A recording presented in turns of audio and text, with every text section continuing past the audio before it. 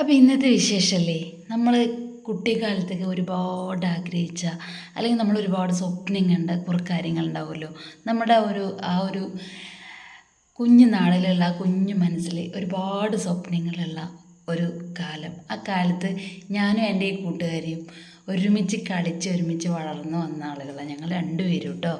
അപ്പോൾ ആ കാലത്ത് എനിക്ക് ഒരുപാട് സ്വപ്നങ്ങളുണ്ടായിരുന്നു. എൻ്റെ സ്വപ്നങ്ങളെല്ലാം എൻ്റെ കൂട്ടുകാരി നിറവേറ്റി. ആ നിറവേറ്റലിൽ അവളെ ഏറ്റവും ആഗ്രഹിച്ച ഒരു സ്പേസിലാണ് അവളിന്ന് നിൽക്കുന്നത്. അവളെ കുട്ടികളും അവളുടെ ഇഷ്ടവും അവളുടെ സ്വപ്നവും എല്ലാം ഈ ഡാൻസിൽ, അവളുടെ ആ ഒരു സ്പേസിൽ ഞാനും എത്തി എന്നുള്ളതാണ് എൻ്റെ ഏറ്റവും വലിയൊരു സന്തോഷം.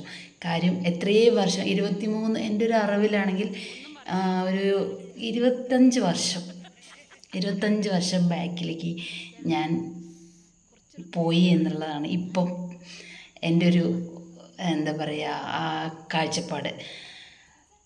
25 വർഷമല്ല കേട്ടോ, ഞാൻ 25 വർഷമായി എൻ്റെ കൂട്ടുകാരെ കണ്ടിട്ട്.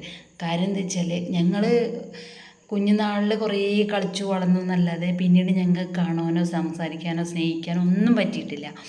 അപ്പോൾ അത്രയും സ്നേഹിച്ച് വളർന്ന ആളുകളായതുകൊണ്ട് ഒരുപാട് വർഷങ്ങൾക്ക് ശേഷം ഞാൻ അവളുടെ അടുത്ത് എത്തുന്നത് എൻ്റെ ആ വലിയൊരു സ്വപ്നത്തിൻ്റെ ഒരു ചുവടുവെപ്പായിട്ടാട്ടോ.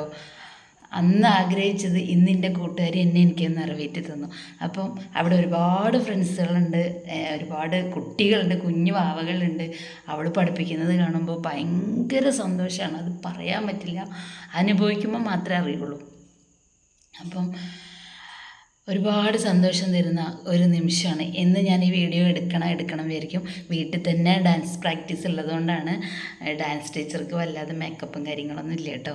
അപ്പോൾ പുറത്ത് ക്ലാസ് എടുക്കുന്നുണ്ട്, ഓൺലൈൻ ക്ലാസ് എടുക്കുന്നുണ്ട്.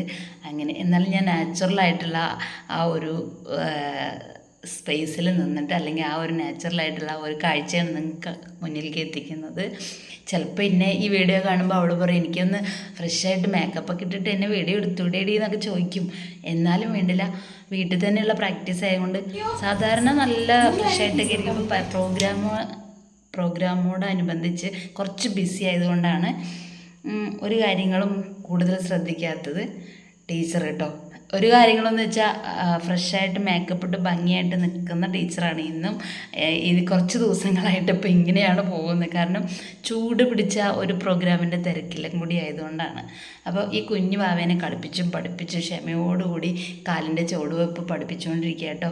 നടക്കൂല ചെയ്യൂല എന്നൊക്കെ പറഞ്ഞാലും ക്ഷമയോടുകൂടി പഠിപ്പിക്കും. അങ്ങനെ ഈ കുഞ്ഞുങ്ങളെ പഠിപ്പിക്കാൻ എത്ര ബുദ്ധിമുട്ടില്ല.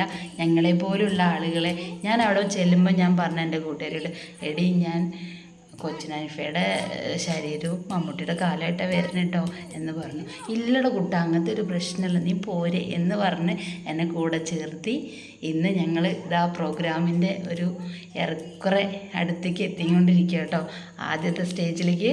അപ്പോൾ ക്ഷമയോടുകൂടി പഠിപ്പിച്ച ടീച്ചർക്കും എൻ്റെ ചൈൽഡ് എന്ന് പറയുമ്പോൾ അത്രയും ചൈൽഡ് എൻ്റെ ഫ്രണ്ട്സിന് ഒരുപാട് താങ്ക്സ് പറയേണ്ട മനസ്സിലെന്നും. പിന്നെ 2026 അവളെ എനിക്ക് തന്ന വലിയൊരു ഗിഫ്റ്റ്, ഒരു മെസ്സേജ് ഉണ്ടായിരുന്നു.